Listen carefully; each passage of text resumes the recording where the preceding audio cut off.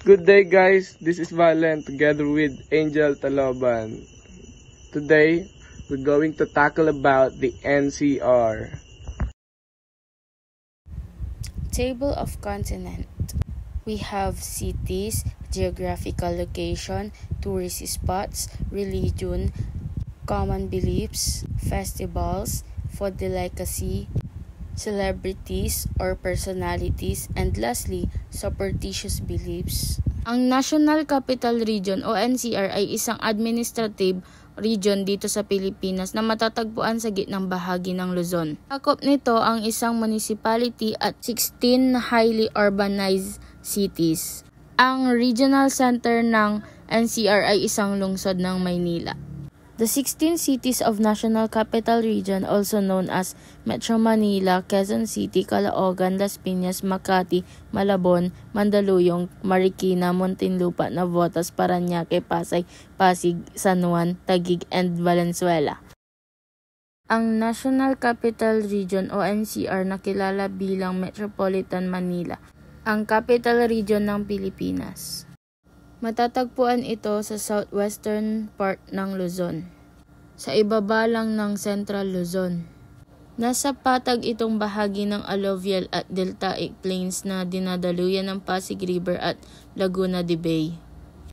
Tourist spots: Intramuros, Bonifacio High Street, Mall of Asia, Manila Ocean Park, Manila Bay, Quiapo Church.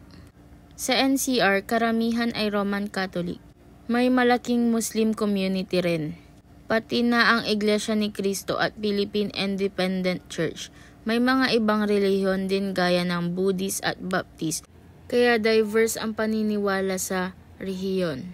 Sa NCR, maraming pamahiin lalo na pagdating sa lamay at libing. Halimbawa, bawal magsuot ng pula o makulay at hindi dapat maglaglag ng luha sa kabaong. May paniniwala rin na bawal matulog, maligo, o maglaba habang may lamay para hindi ma-offend ang yumao. Aliwan Festival. Ang Aliwan Festival ay ginaganap tuwing April sa Pasay, Metro Manila. 3 araw itong selebrasyon kung saan nagsasama-sama ang mga grupo mula sa iba't ibang parte ng bansa. Wata-wata, ang San Juan ay hindi lang kilala sa surfing kundi pati na rin sa makulay na tradisyon.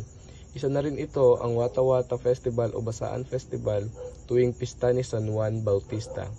Dito nagsasaya ang mga tao sa kalsada pagbabasaan bilang simbolo ng pagkakaisa, kultura at kasiyahan.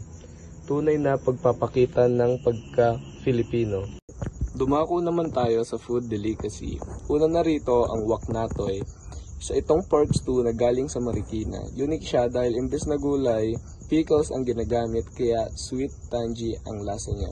Sumunod, Pansit Malabon, seafood noodle dish na sikat sa NCR. Gumagamit ito ng makapal na rice noodle at punong-puno ng masarap na toppings. Katlo, Lauya. Galing sa Pateros, ang lauya ay isang boiled pork dish na nagpapakita ng yaman ng agrikultura sa lugar. Huli, Balot. Isang kakaibang street food sa Pilipinas. Fertilized egg, duck egg, siya na madalas kinakain sa gabi, kilala sa lasa at texture. Celebrities o kilalang personalidad sa NCR. Pinangungunahan ito ni Dr. Jose Rizal. Kahit taga Calamba, Laguna siya, malaking bahagi ng legacy niya ay nasa Maynila, lalo na sa Luneta kung saan matatagpuan ang kanyang monumento bilang simbolo ng ating pagkabansa. Kalawa, si Angel Locsin. Isa siyang kilalang actress at philanthropist.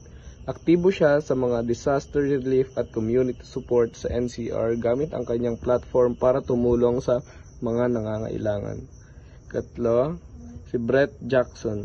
Isang TV personality at entrepreneur na kilala rin sa pagtulong lalo na sa edukasyon at community development sa NCR.